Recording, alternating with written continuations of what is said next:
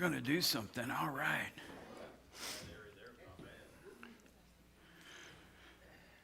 So did you guys finish reading Pilgrim's Progress? We did. Good. What'd you think? Pretty good. Yeah. It. You threw us a curve. Yeah. Long ago. John Bunyan. So Dwight got this. It's really cool. So I'm just going to tell you about it because, well, it's got tiny print. That'll keep you going. But it also has the biblical references on the side. That is like really cool. Yeah. And you got this at the Christian bookstore somewhere in Kansas. I'm guessing it's available at Mardell's, probably. But this thing is well referenced. Anyway, that's cool. Just wanted you to know about it because it's like really fun. So this time we got WW, not WWW, WW. Wesley and Whitfield. We got these are two giants in England, across Europe, and of course in the U.S. So if you've ever seen like a Methodist church somewhere, that's going to be related to this. All that took place, all that was going on in their lives as God is working and changing up how they approached their relationship with the Lord. So that's why they're in this book on deeper experiences, because they had them. And you read about so John and Charles are they're two brothers who really got involved and got excited about the Lord and took it in a particular direction that wound up being Methodism. But their mother, Susanna, 19 kids, 10 of them live. 19 kids. And this woman, just her story, we don't have it in here, but it's amazing. She's just so committed to the Lord. And there's no quiet in her house. I don't know if you've heard this story before. And she had her little apron thing on. So her deal was if she's sitting in her chair and flips that over her face, the kids weren't to bother her. That's as much silence as she got. And apparently some of them didn't live because only 10 survived to adulthood. So I don't know if that had to do with that thing and they didn't listen, how that went. But she was really serious about the Lord and helping them to grow, and that's a bunch of kids to keep up with. She was serious about having kids, too. She was. And, you go, wow, yeah. Well, they didn't have TV, so I guess they came up with something else to do. Gosh. Yeah. And the kids go off and get educated. I mean, she taught them, and then they go to school, and I mean, that's a bunch. That's a bunch of kids. But she did a great job. So John, we get more. Well, this is about John, not Charles. Charles wrote a bunch of hymns, and his hymns are so. So if you know the one, "And Can It Be?" That's my favorite of his thing, and just. I told Cass this morning, I can't hear that even if it's poorly done and emotionally handle it by the time it's done with the whole amazing love part of that. I'm going, there's no way I'm going to play that before I preach because I can't, it ain't going to work. Charles just did a great job.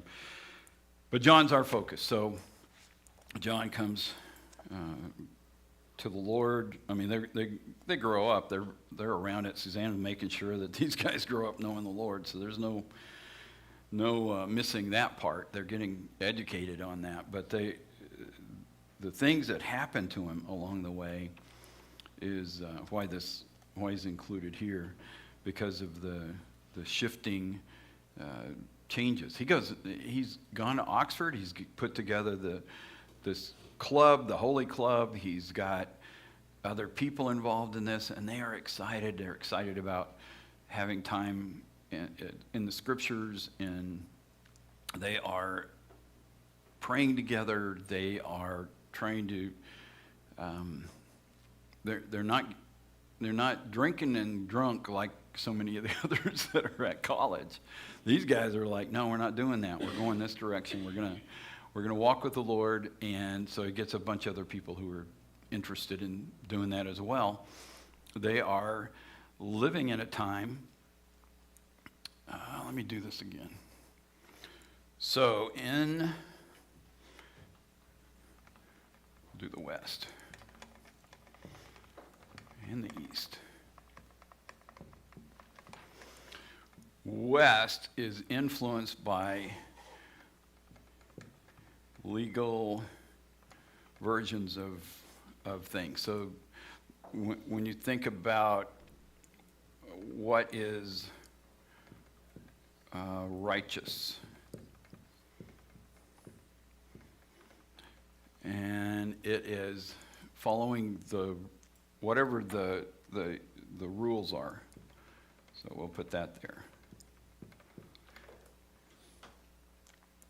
It becomes a huge factor in the way the Western Church, so put the line at Constantinople, Istanbul, and so everything west of there is the Western Church. Eastern Church, Orthodox goes the other direction. So they're more, not that they don't have legal, but they are a lot more into, and we covered this a little bit, but I just want to break this again, or emphasize it again.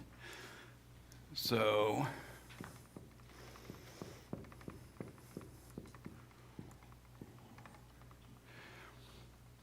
this would be the West. So the Roman Catholic Church comes out of Rome.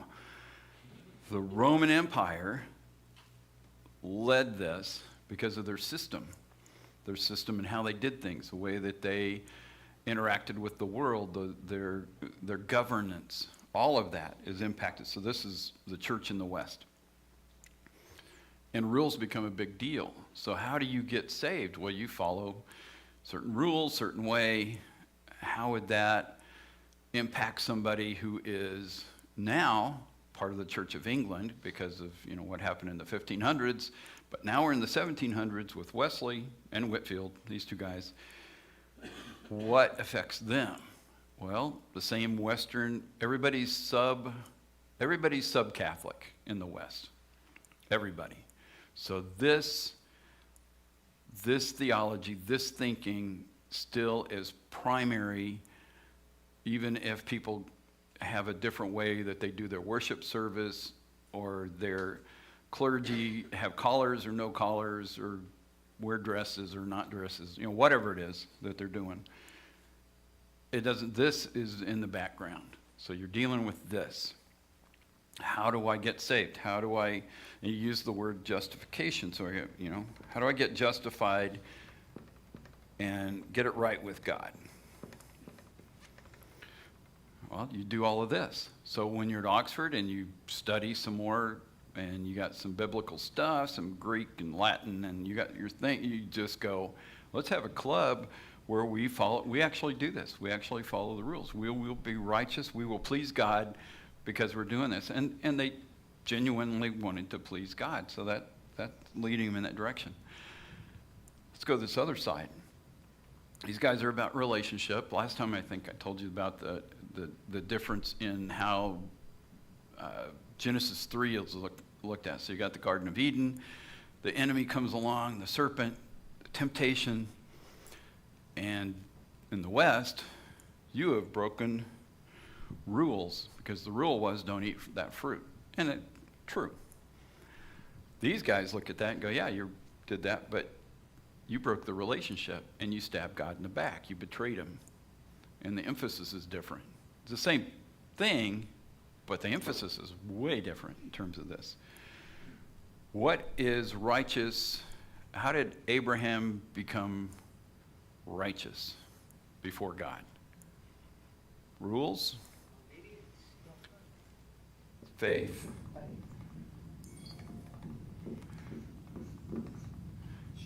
Trust, faith, relationship. So it all came out differently over there. So if you read a lot of Orthodox stuff, and since that's not a big thing in our religious history, you probably don't read those guys. They're really cool. I do read those guys because I think they're really cool. So I've read some of them, and it's interesting to see how they approach this. Not that they haven't, this doesn't bleed in over there and that doesn't bleed in over here. It's not this black and white. But to know this, okay, I'm coming up on Wesley, Whitefield. They're hitting a culture that sees it by how do these rules work?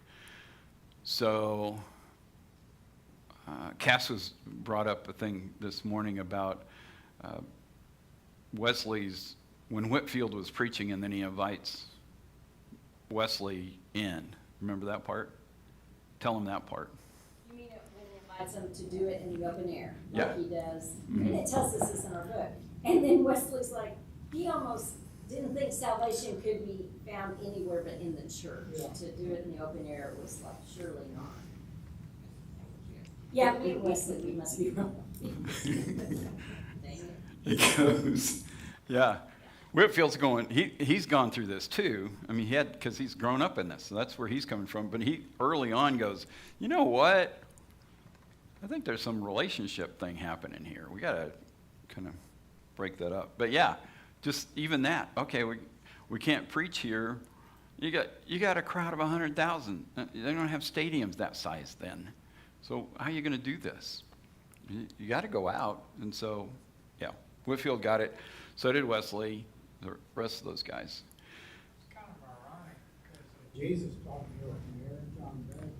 Yeah, you'd think it was biblical. Yeah. Yeah, you just go do that. The same reason, because they Wouldn't let, they wouldn't let him in. And they didn't have speakers, microphones, They didn't have that, right. but people could still hear. That's what I thought was cool. That is cool. I think that Wesley was prohibited from speaking in some churches. wasn't he? Yeah, oh yeah. That's why Whitefield figured out, we got to go, quit trying to find a building, just go out. Yeah. Yeah, Wesley got into that. Even in the church that his family and his dad and all those guys have been part of. And he goes, don't come back.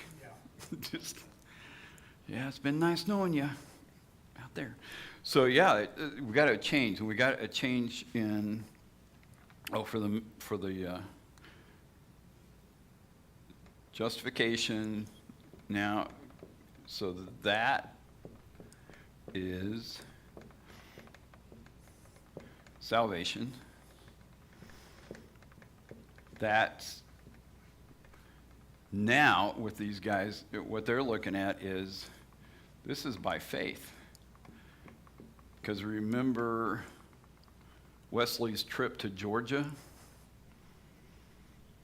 How did that work out, his mission trip? Remember that? Not very good. Yeah, that 18 months of that and he's ready to leave. But his lesson was that his method failed.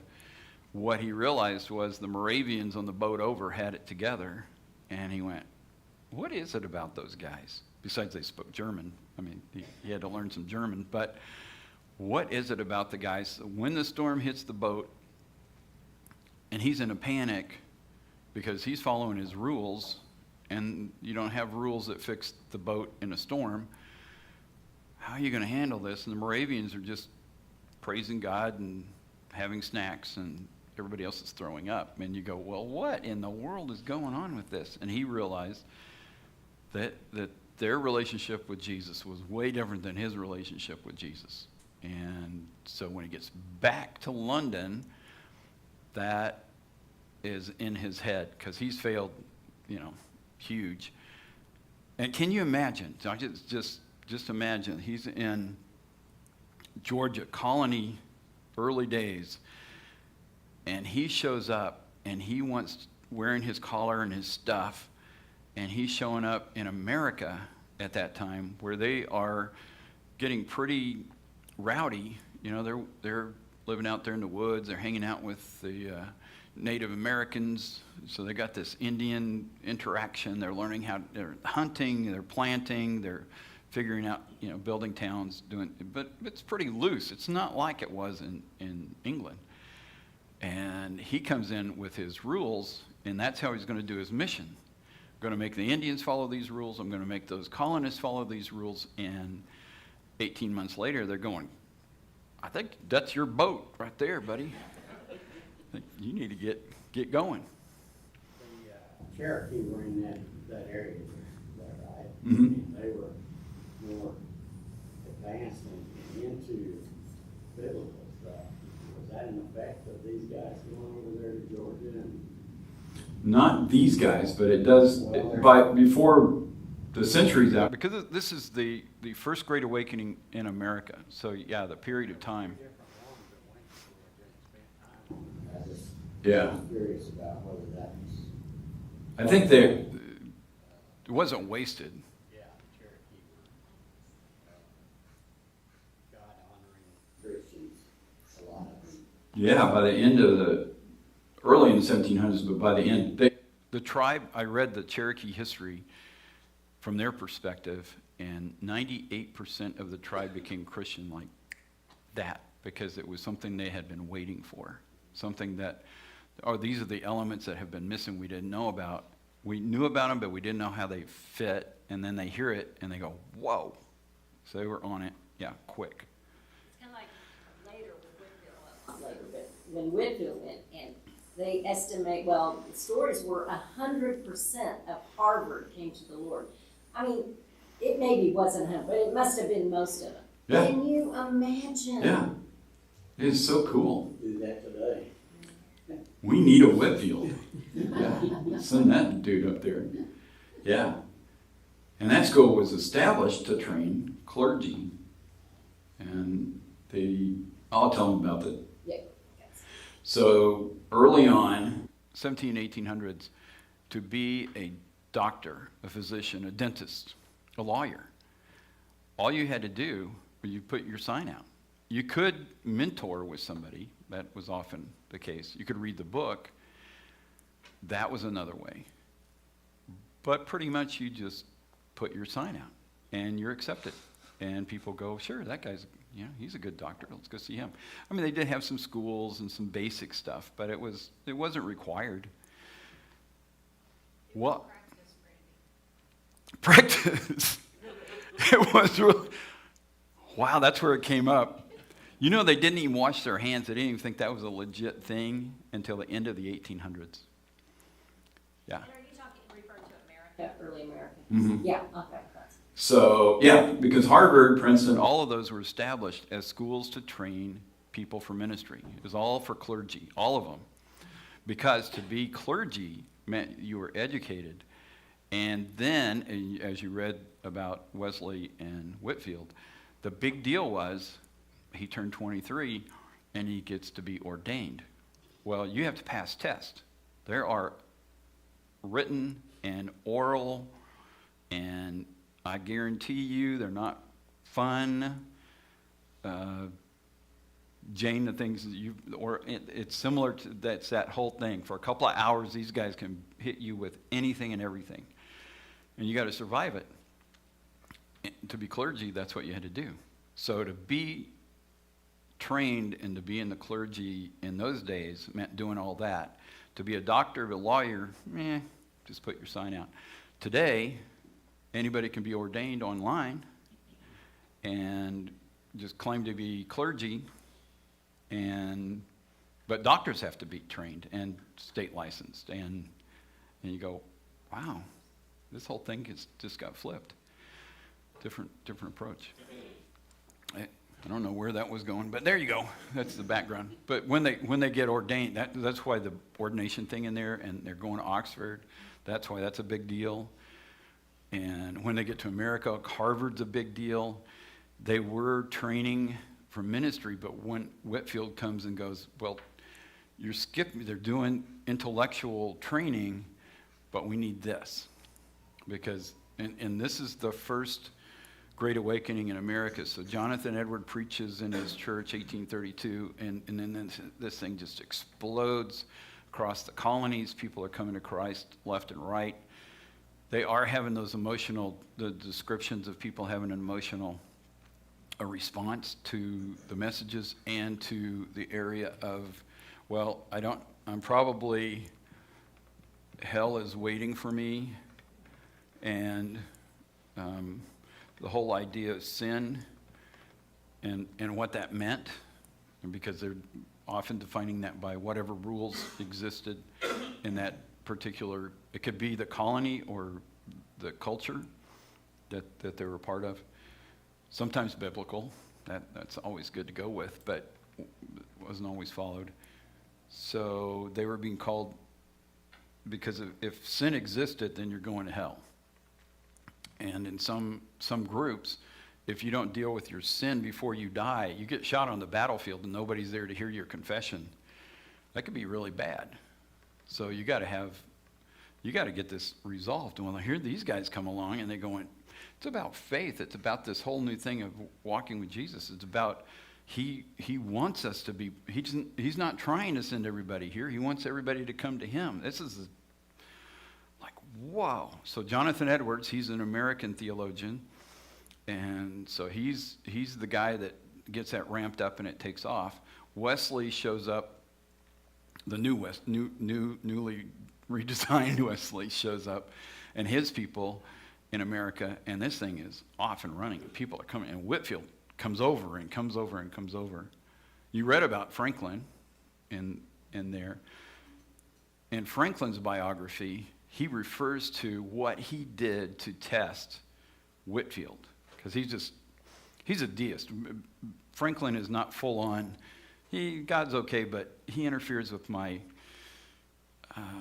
relationships with the ladies. So I'm going to have to keep that. I think we should pray for the country and all that, but let's not get too carried away. Whitefield fascinated him. So he's like, this guy, you can hear this guy from a long way.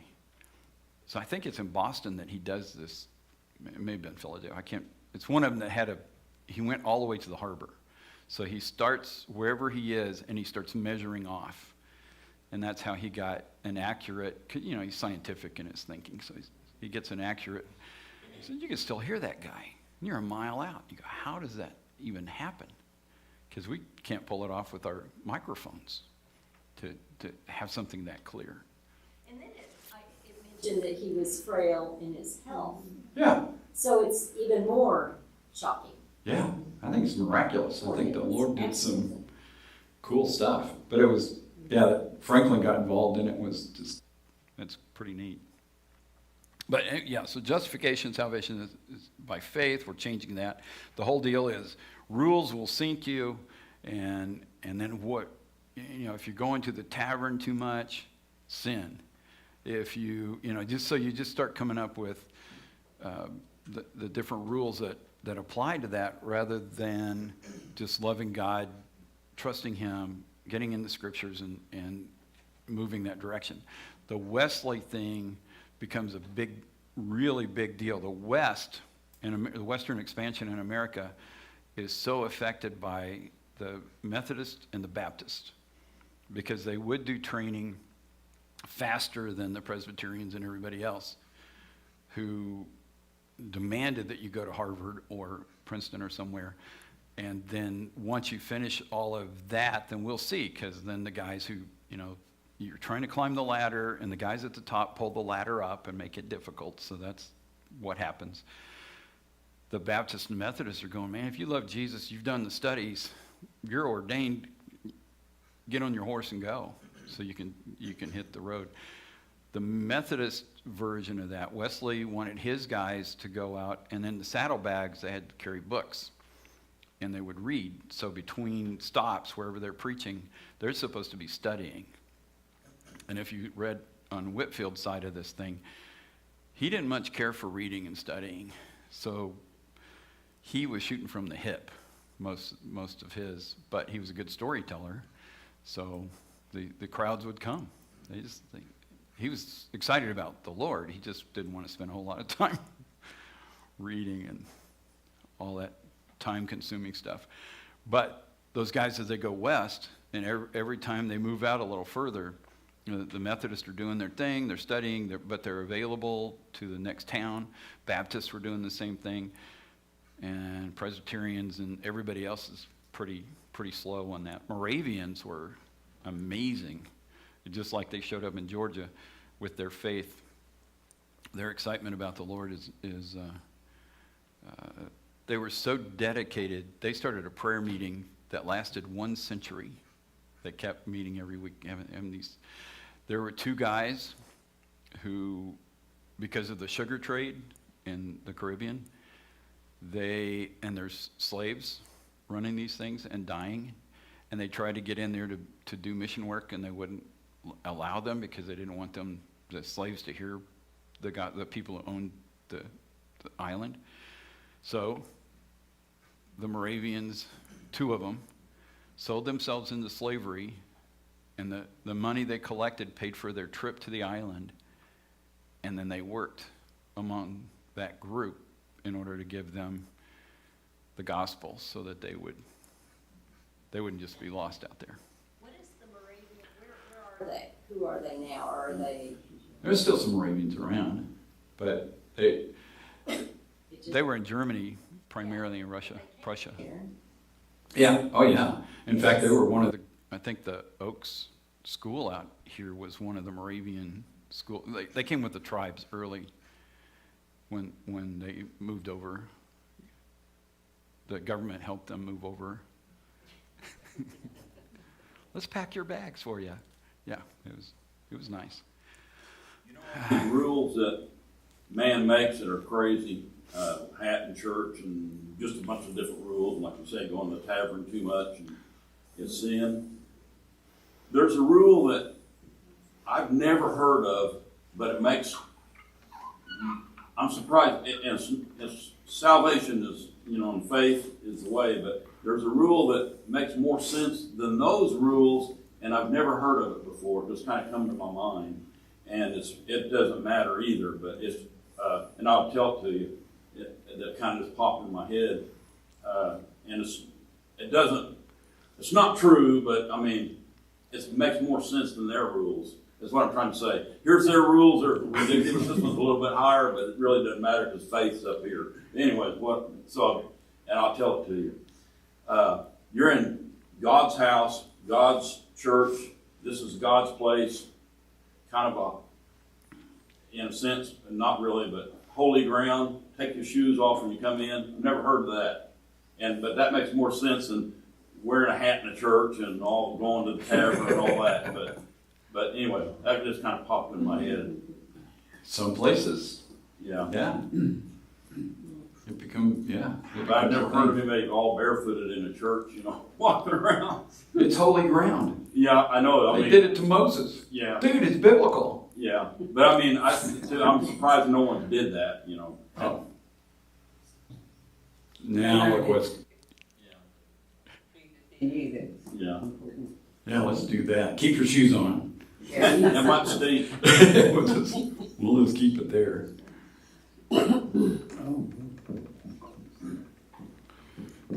The other term they use in there is sanctification.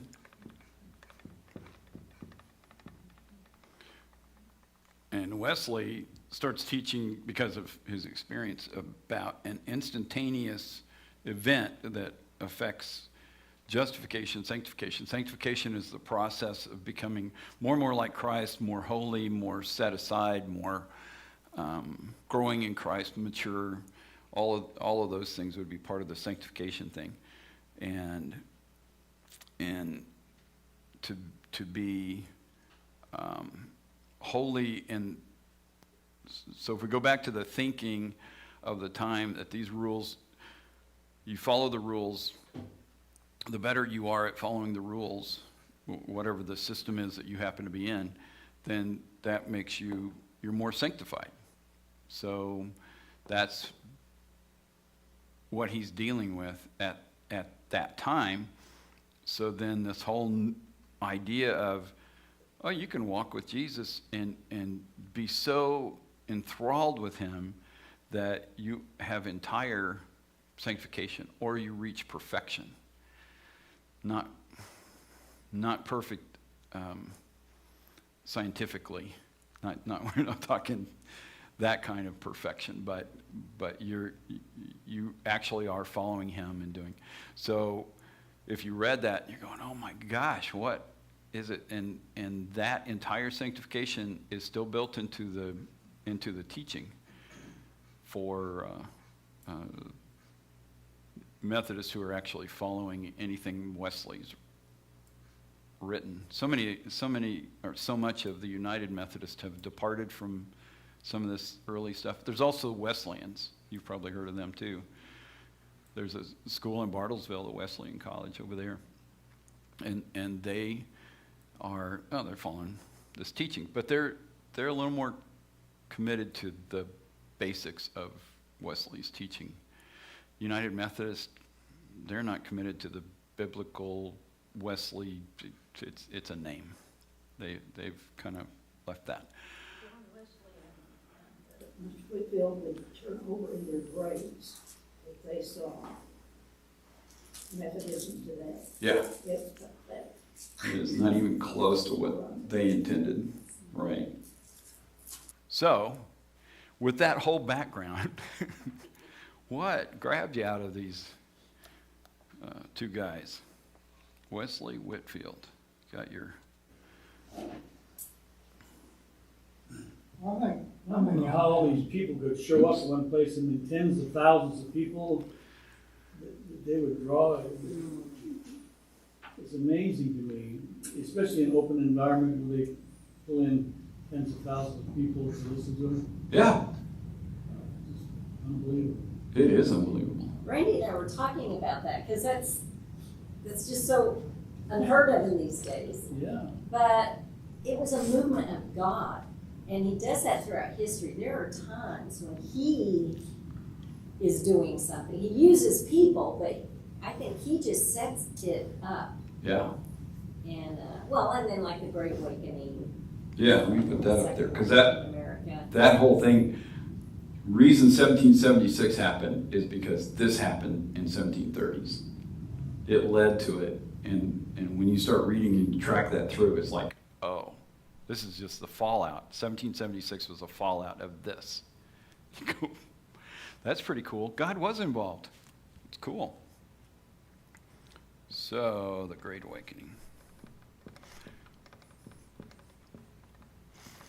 And this is the first Great Awakening, so that's early on. What did they call it? Was it Great Awakening in Europe too when this was happening? Because that was a huge movement there as well. Yeah, they had, I don't think they called it that, but they had a movement in the Moravians. There was an outpouring of the Spirit, so we got some of those things are happening, and it was grabbing them, but it had become so institutionalized, regardless of denomination or Christian group, it had just become so formal because of the king was in charge, and it's didn't have the freedom to take off like it did here. These guys kind of broke, they got kicked out of everything, like you were saying, they got kicked out, so they had to come up with a new plan, and the new plan was awesome. But by 1905, you've got the whole Wales revival. So that whole section of the UK is like, boom. And people are coming to Christ left and right. And they just, even the guys who are down in the mines were so impacted by Jesus during the Welsh revival that they couldn't get the little donkeys that are supposed to pull the carts through the mines to listen to them because they didn't understand people not cussing at them and yelling. And they weren't cussing and yelling anymore. They laid off their police departments because they didn't have crime. It changed it, and it was a revival, similar thing. Yeah. Well, I was going to say what I found interesting about it was John Wesley, first of all, always wanted to be in the church. Thought you don't be saved in church or preached in church. He saw the influence of Whitefield. and others preaching to, in the open air, to minors and so on. Yeah. It came around to, that's what it said, you don't say people their words. It works. Yeah. Go out there and meet those people. Yeah. It changed the way they were thinking there. It influenced America, the whole Western expansion. We got rid of liquor as a result of, as Western expansion went on, the guys who were out there forgot their families, or they didn't forget them, but they were out there, trying to get ranching or whatever they're mining, whatever they're doing in these towns, and they're bored, so that, there's a lot of drinking. And then it becomes a huge problem. And then the women's leagues come along and go, we got to stop that. So the temperance unions start. And then, lo and behold, they get that passed. It's these, and the churches showed up. The women showed up, the churches showed up, temperance unions, and the drinking got messed up. And then we had prohibition, and, Isn't it weird how all this stuff kind of interrelates? It's kind of crazy. So Great Awakening, yeah, so the 1700s, huge stuff, early 1700s, this thing is really off and running, and these guys are coming over from England going, look at this, let's go back to the colonies, and remember that to them it's just an extension of England at that point. So the extension of England, so right before the 1700s, late 1600s, in Salem, they weren't smoking cigarettes. They had witches that they decided to burn. They hung them. But anyway, so Salem witch trials. And you go, well, see, Americans were they were just so goofy and all that. And you go, the reason they did what they did was it was British rule. We were a colony. America had not been formed yet. That wasn't American law. So sometimes you get labeled. You go, it happened on these grounds, but it was a colony, it was an extension of the laws, British law, related to witches. So if you're thinking British law, British methods, British theology, British religion, British culture, that's what's happening even as this is all starting. So those guys coming over here was like, that's just a natural thing. Of course, Americans were weird. They dressed different. They had different, the whole American being loud, rowdy, creative was already happening. So that's what was driving the English people nuts. But it's still under British rule, British rules. Talking about his preaching was so strong that the coal miners quit their cussing and they got rid of. I'm just trying to apply it to what we got now. What about the homeless? I mean, I don't know if they're cussing. They didn't say anything about it. I don't know about those guys.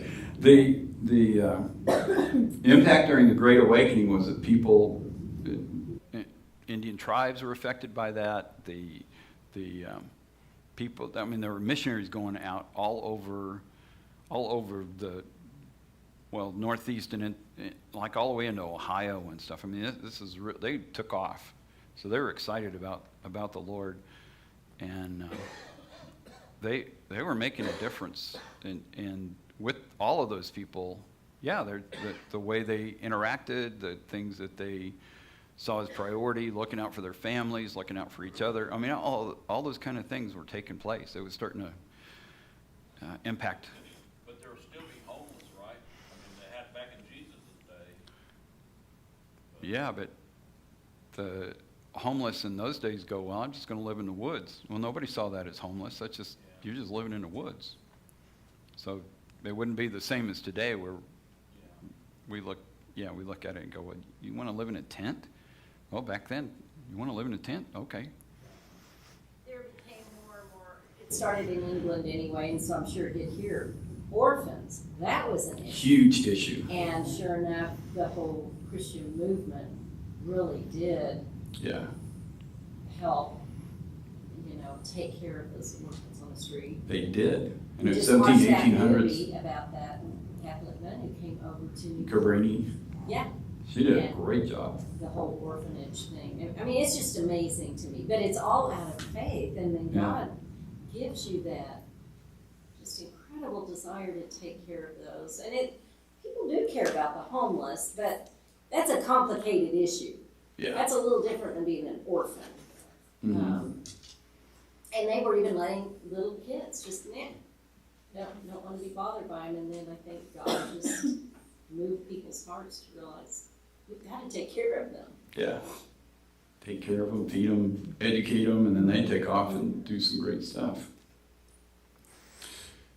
I Yeah. appreciated that these two, we studied together because they were like both sides of the spectrum. John Wesley was very well educated, raised in the church. Mom was a strong believer, but he still learned. I love the sentence where when he was in Georgia, he said, "I preached not as I ought, but as I was able."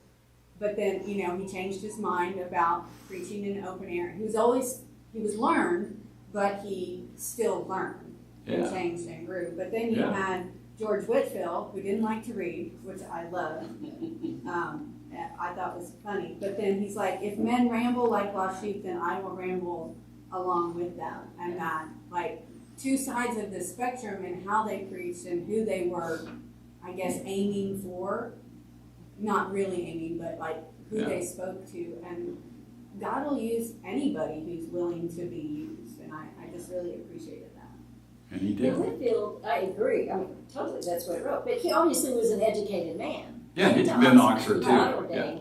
And I He think just said, I'm not reading anymore. Right, but he clearly read his Bible, Right.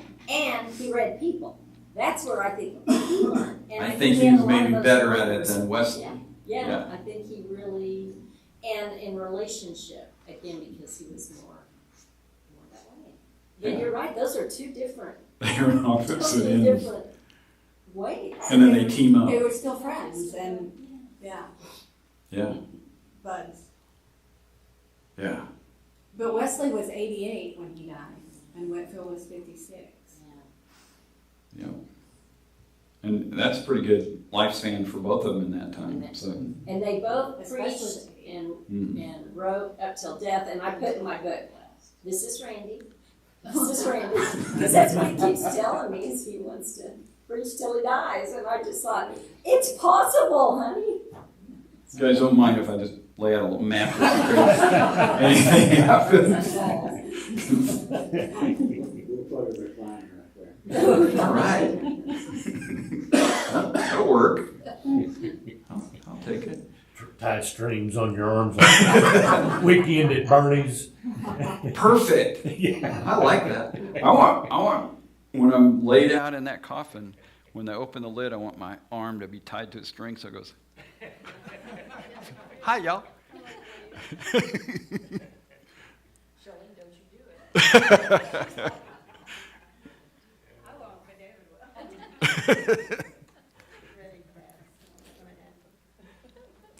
It'd be fun. I did appreciate also Wesley, because he did like everything done decently and in order, so he didn't encourage excitements or hallucinations or delusions, but then he also never wanted to quench the spirit. I love that. Yeah. And, that's the thing I took from, that I am taking from all of this, the most is that's the main thing. That's the thing, if we all kept our heads and our minds on that, to not quench the spirit, no matter what we're doing, it would be an amazing thing in our lives. Yeah. I'm actually sitting right there on that text because that really speaks to me. Quench not the spirit. Oh, that's good. And that's this. Well, the Great Awakening is the Holy Spirit comes on a crowd of people or across colonies at that point. So across colonies, lots of people coming to the Lord reacting, which, we can pray for those outbreaks and revivals and stuff to happen. But the sanctification thing is that. It's just walking in the Spirit. It's exactly what we're reading in Galatians. This is how we do this. And that's what he was seeking. What Wesley's point was, it was a matter of decision. That's what the instantaneous thing is. And he's making a decision of faith. I'm going to listen to the Spirit. I don't want to quench the Spirit. I want God to speak to me. I want to hear from him. I trust him. And that trust in the immediacy of that moment opens his heart. They have some experiences as a result of that. But for most of us, this happens it actually happened for Wesley incrementally as well. He just learned about it, and then one day goes, yeah, I should do that. Boom, and then it happens. So he'd already experienced some Moravians. He'd had failure. All of that stuff's great, and we've all had that too. Here's a good thing. Here's a good example. Oh, I blew it. I should look back at that maybe and learn. And then we make a decision. I want to walk with the Lord. I want to learn this. I want to have that real in my life. And the Spirit,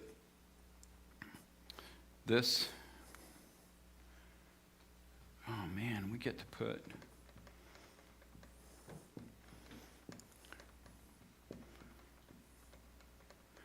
So anything that has these words has to do with holy. It's just borrowed from the Latin. So you just go, oh, okay, so holy, and then we come up with, as American Christians, well, that means sinless, that you're not drinking, chewing, hanging with girls that do, all that stuff. And you go, well, no, that's, holy is being unique. It's set aside for God. It's being moved by God. It's listening to God. That's different, and which is the example I like to use. When it says holy on your Bible, does that mean that book is sinless? What sin could it have? How does that work? Unless this means something different. And it does. So this means set aside. Sanctification is being set aside. I am going his way. I'm going to walk with him. I'm going to listen to the Spirit. I'm going to respond to Jesus. So all of that is part of the process. So that immediate thing, don't let that throw you if you read that with Wesley. And it's a theological reality difference if you're around a Methodist who actually follows their theology, as opposed to what we were just talking about earlier. I wondered about that when I read it. I thought, immediate sanctification, really? How cool would that be? Yeah, it didn't happen that way to me. Yeah. So far, it's like,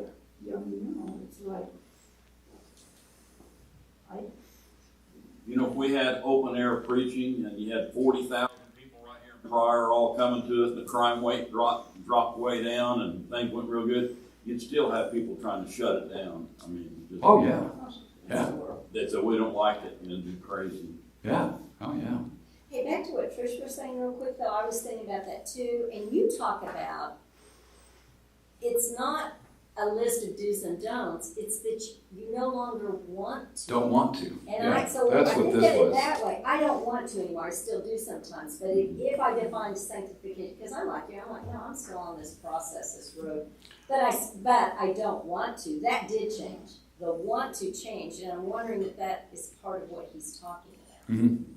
Yeah, it's the want to and the experience, because they had a response, a spiritual, emotional response. And these people, when you're reading through it, they're falling down and doing all kinds of stuff. So that's part of what was happening, and it happened all the way through the Great Awakening with the Congregationalists who are pretty laid back in their worship.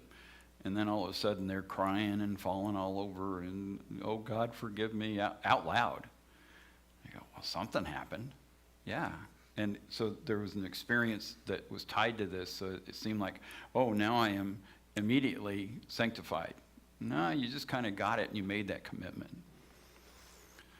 And if we define stuff like that, if we can kind of back off, then even getting people together from different backgrounds, you don't have as many fights among clergy. You guys don't go to those meetings, but it's just nice not, you just go, let's just redefine this or define it maybe. Just, what are we talking about? And you find out, oh, we're actually all agreed. You go, yeah, so let's have coffee. It works out good. All right, we better pray. Father, thanks for this time. Thanks for these guys who walked with you and faithfully pursued your truth and shared it with others. Thank you for their legacy that we get to enjoy even today.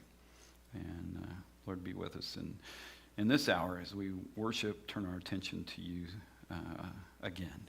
In Jesus' name, amen. You know, another thing that was pretty amazing about Wesley, that he was up